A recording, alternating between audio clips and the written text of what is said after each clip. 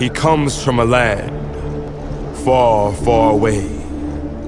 A little place that some people call Great Britain.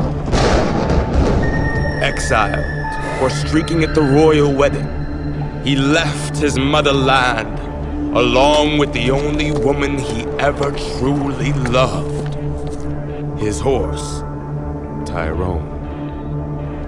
He traveled to the USA to resurrect the recession-riddled dance floors of America.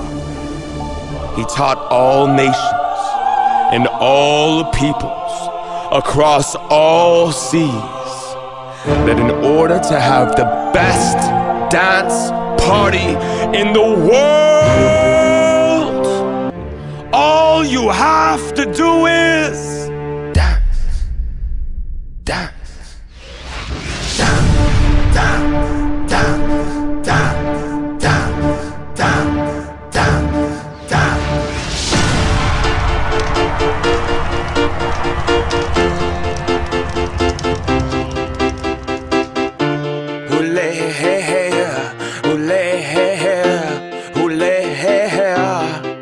And we danced, and we cried, and we laughed, and had a really, really, really good time.